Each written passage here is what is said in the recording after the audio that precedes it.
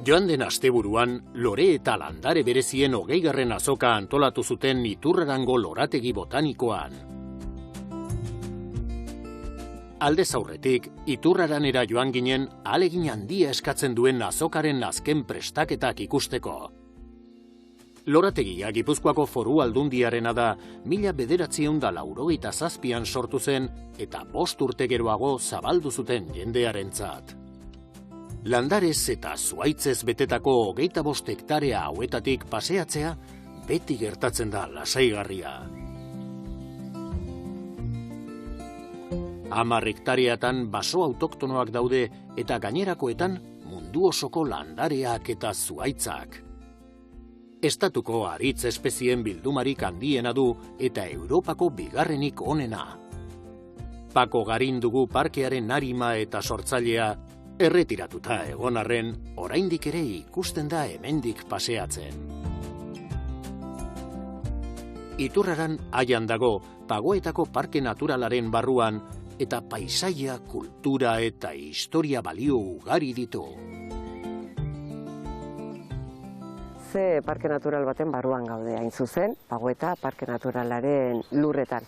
Eta era berean, Pagoeta bera Aiako lurretan dago. Aia oso lurralde zabaladun herria da, auzo ugari dauzka, eta hemen parkean zehar ere, hainbat ibilbide daude ezagutzeko, baita ere burdinola bat eta 4 errota dauzkagu, agorregi deitzen da ingurunean, bisita giratuak egiten ditugu, baliabide asko daude, norbanako gisa etortzeko, familian, ekintza berezi ugari antolatzen dugu asteburuetan ere, eta astean zehar egunerokoan eskoletatik datozkigu, ingurua ezagutu, bioaniztasuna ezagutu, erleen bizitza ezagutu, eta pixka bat gure natura eta ondarea balioan jartzeko. Azokan 50 mintegi zain bildu ziren, 24 Frantziakoak, 10 Euskal Herrikoak eta 16 estatukoak. Gehiago etorriko lirateke, baina leku falta delata ezinezkoa da ekoizle gehiago hartzea. Bilduma bereziek eta kalitatezko landareek dute lehentasuna.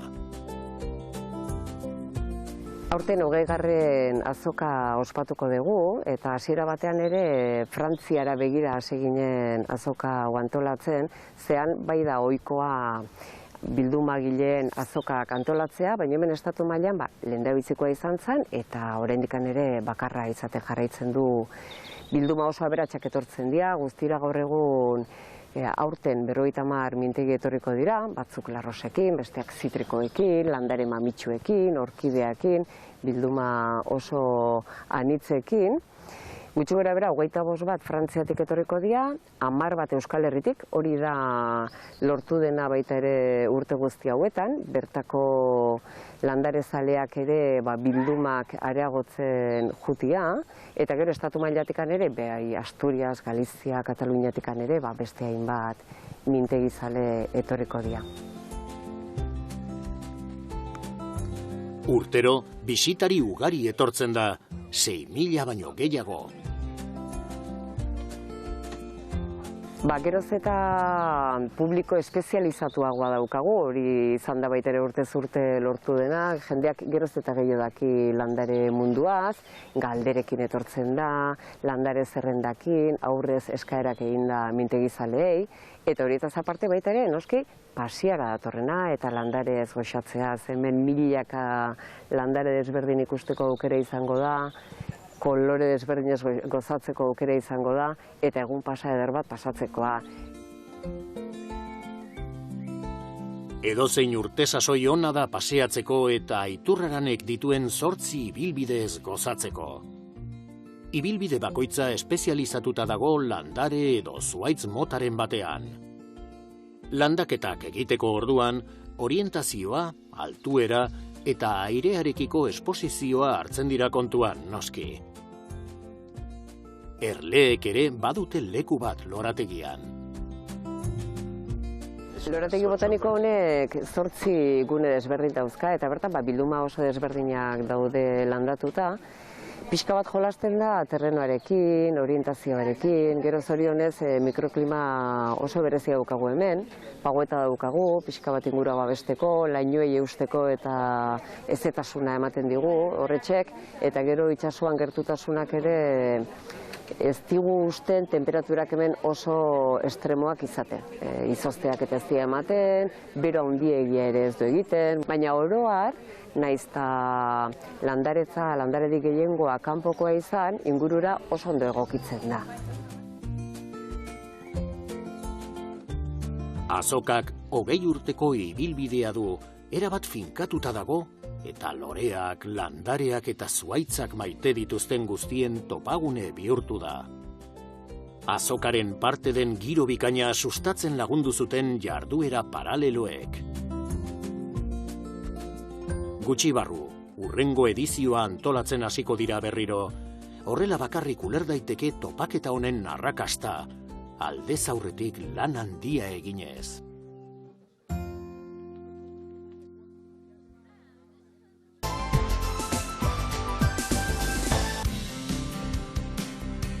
Ostegunean jardunaldi bat izan zen Zamudioko Parke Teknologikoan. Eusko Jaurlaritzako ekonomiaren garapen, jasangarritasun eta ingurumen saila eta osasun saila izan ziren antolatzaileak, elikarekin eta aztirekin batera. Bakterioen erresistentzia eta amina biogenoak jorratzeaz gain, elikagaien segurtasunari buruzko ikerketaren emaitzak ere azaldu zituzten, gure herriko elikadura katean arriskuak prebenitzeko. Euskal Herriko Unibertsitatea, ikertegiak, administrazioa eta sektorea ordezkatuz, 61 aditu batu ziren.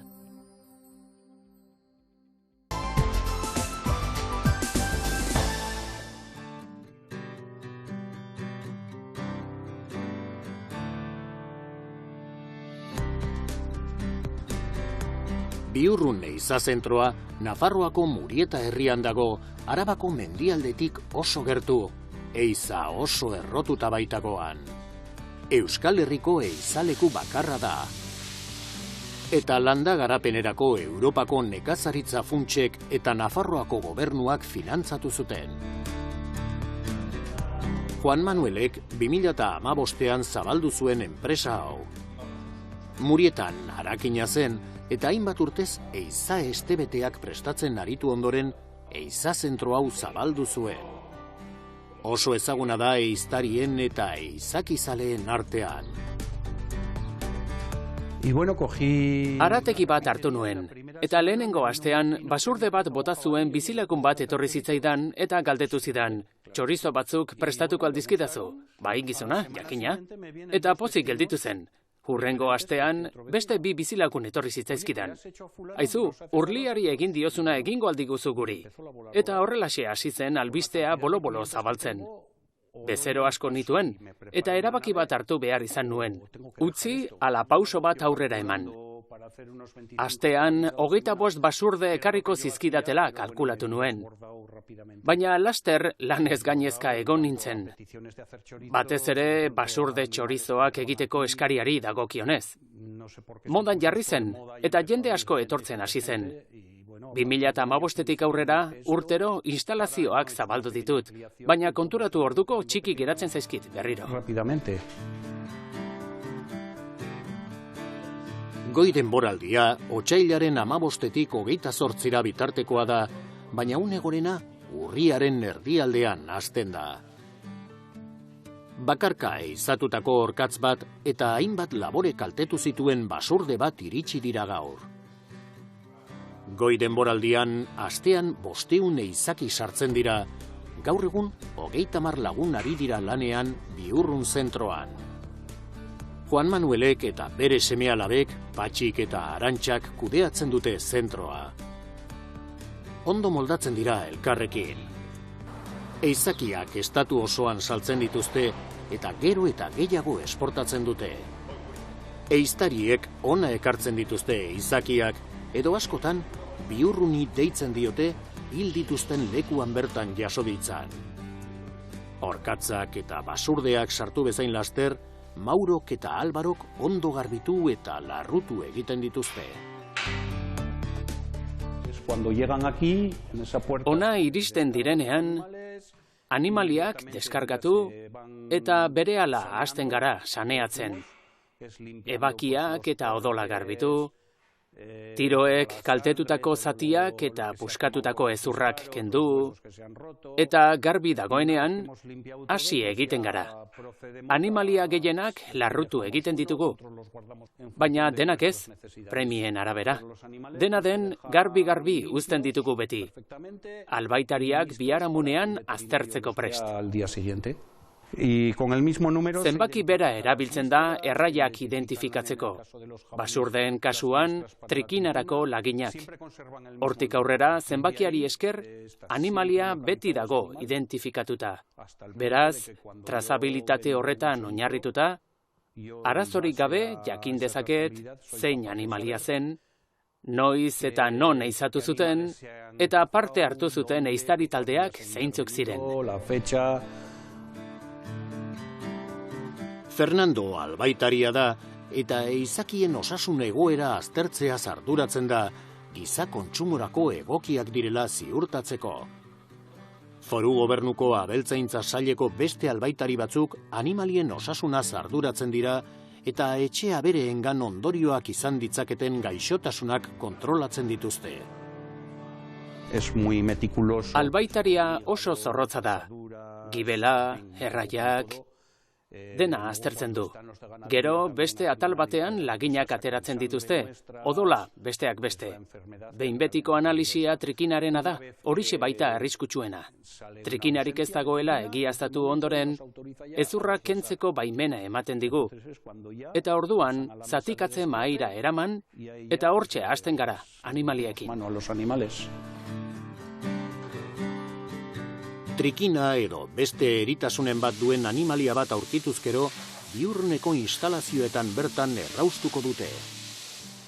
Albaitariak baimenduta gero, Albarok eta Maurok animaliak ondo garbitu, saneatu eta hezurrak kentzen hasten dira. Eta etiketatzeko prest dagoenean, ziurtagiria jartzen dute, berme guztiekin merkaturatu daitekeela ziurtatzeko. Hezurrak kentzeko orduan, bezeroaren nahia hartzen dugu kontuan. Batzuek besoa gorde nahi dute, beste batzuek orkatz belaunpeak edo gisatzeko okela nahi dute. Kasu honetan, ehiztariak hamburgesak eskatu dizkigu. Beraz, dena sartu eta hamburgesa batzuk egingo dizkiogu. Hemen dena egiten dugu eskariaren arabera. Eta neuretzat ari naizenean, jatetxeek gehien eskatzen dizkidaten zatiak gordetzen ditut. Hezurrak kendu ondoren, metal detektagailu bat erabiltzen dute, haragian balaren bat geratu ote den ikusteko. Metal detektagailu bat da. Hezurra kendu ondoren, detektagailua piztu eta perdigoi eta bala gehienak detektatzen ditugu. Abisua ematen digu, eta behin eta berriz pasatzen dugu, dena delako zatia aurkitu arte.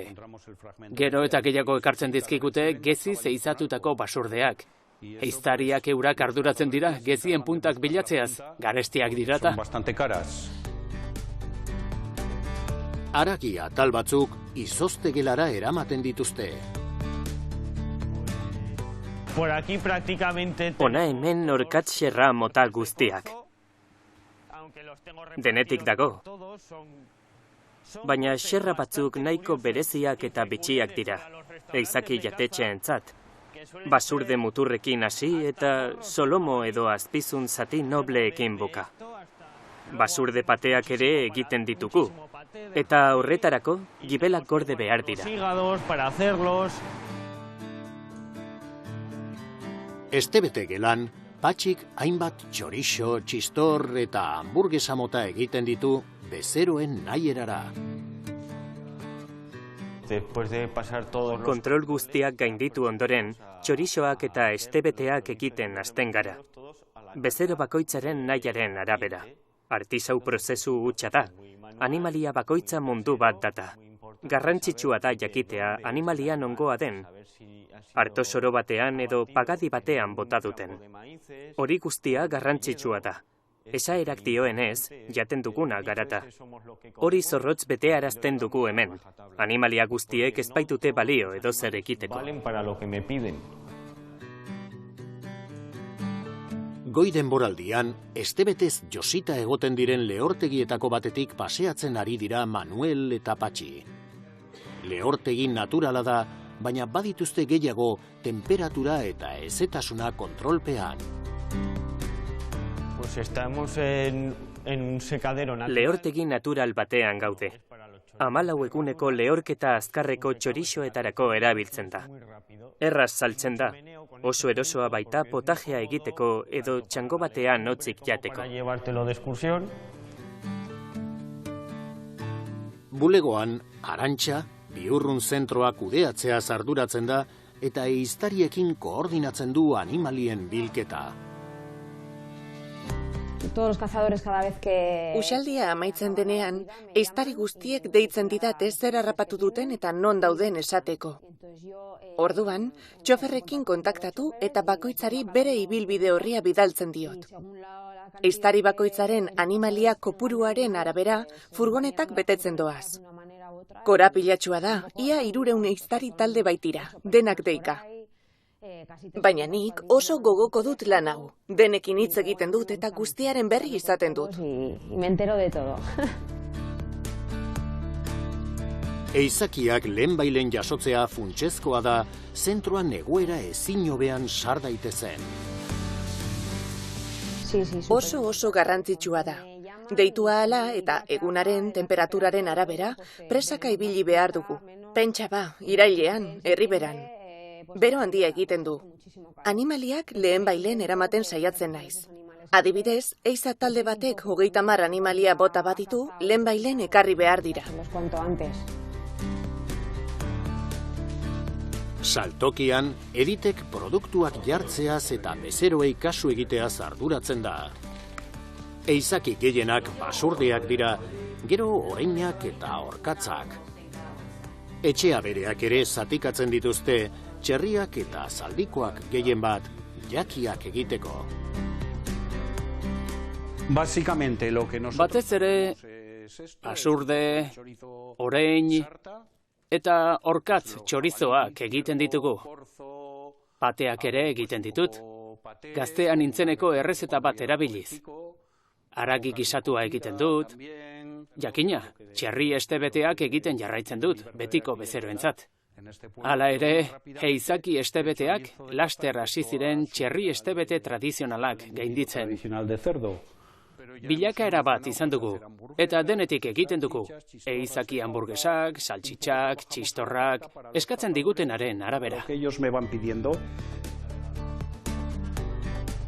10 urte baino gutxiagoan, Murietako Bihurrun ehiza zentroa benetako erreferente bihurtu da ehizakiak zatikatu eta elaboratzeko arloan. Giza kontsumorako egokiak direla ziurtatzen duten erregistro guztiak dituzte.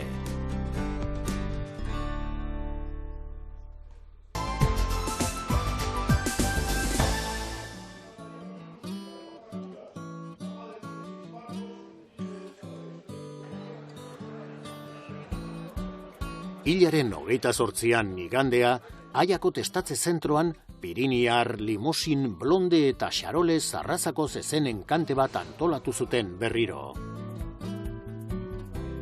25. enkante horretan, 4 arrazetako zezenak testatzen aritu ziren hainbat hilabetez, Aietako 30 hautatu arte. Enkantea baino egun batzuk lehenago, zentroaren instalazioak bisitatu genituen testatze prozesua ezagutzeko. Inigo Agirre, Gipuzkoako Foru Aldundiko animalien ekoizpeneko arduradunak Antonio Lagunzuela, enkantean ateratzekoak ziren animalien egoera gainbegiratu zuen. Proba eta kontrol ugari igarotzen dituzten zezen gazteak dira. Limusin eta Blonde arrazen kasuan, testatze ofiziala aplikatzen da. Piriniar eta Xarolez arrazetan berriz, haragi balioa baino ez dute testatzen.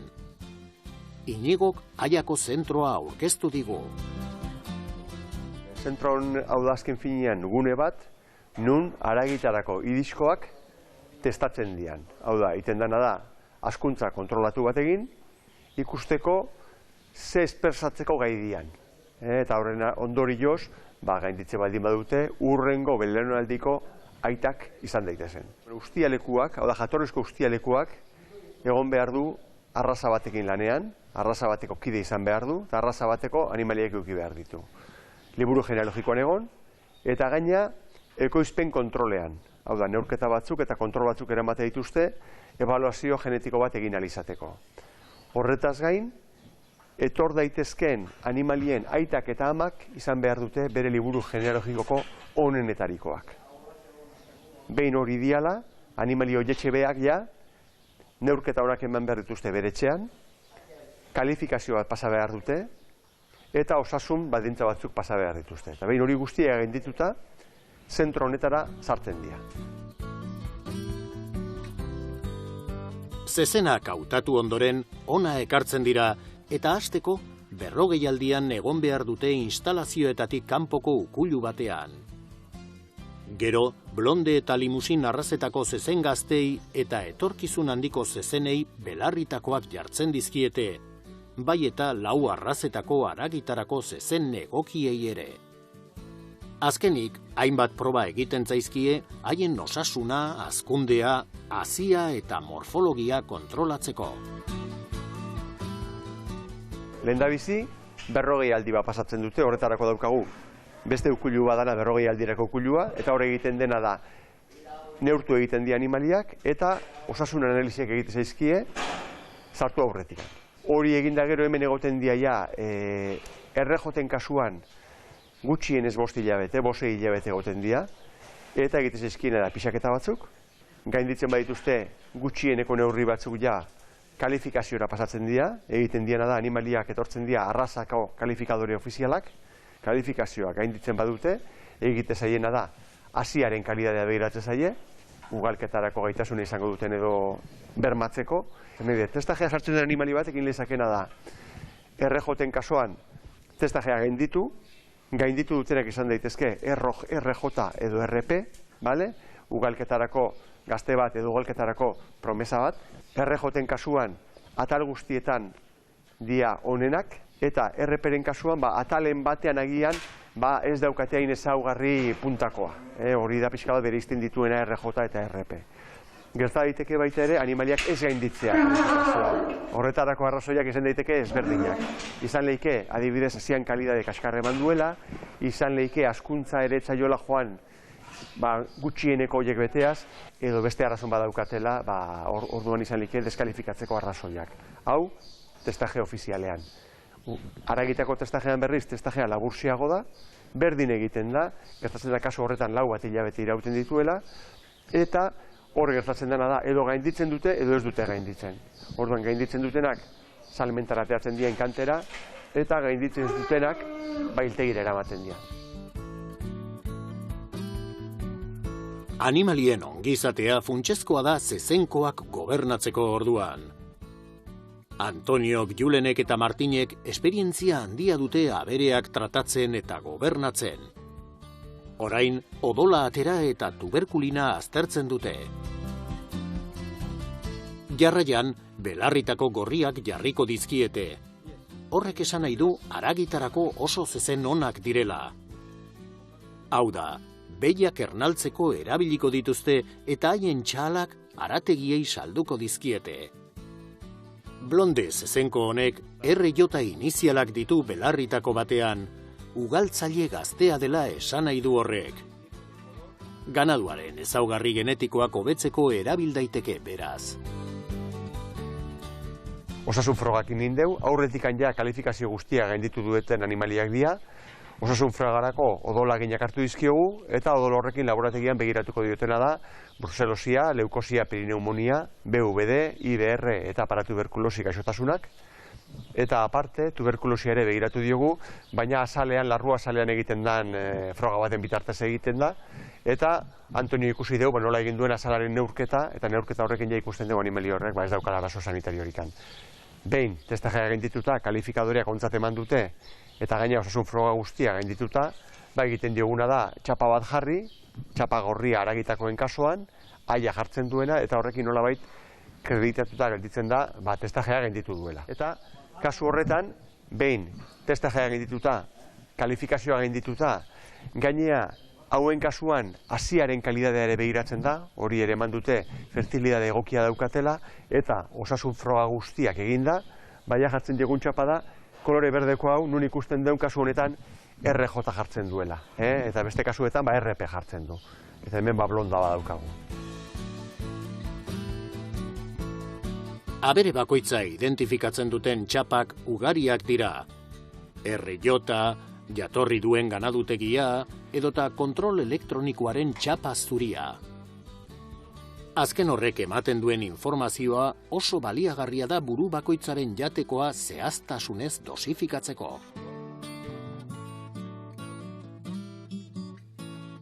Bea nahi duenean sartzen da jatea, eta behin sartu danean identifikatzen du. Jatea tokatze bazaio, janaria botatzen dio, pentsoa botatzen dio, eta hori nahi zaio pentsoa botatzen, eta bea jaten nahi da. Jaten baldin badu hori, pixkanaka gehiago botako dio, baina ez dio inoiz botako 2 kilo eta erdi baino gehiago janaldi batean. Eta horrela kontrolatzen duguna da, animali bakoitzak zenbat jaten duen. Eta baita ere, ematen digu aukera ikusteko, askotan animali batek jateari uste baldin badio edo gutxio jate baldin badu, esan nahi du agian arazo badaukala, edo hanketatik gaizki dagoela, edo arazo sanitario badaukala, aizetuta dagoela, orduan horretarako ere balio digu. Eta gero noski bukaeran jakiteko, zenbat pentsu jandun testaje osoan zehar, eta ze transformazio indize daukan.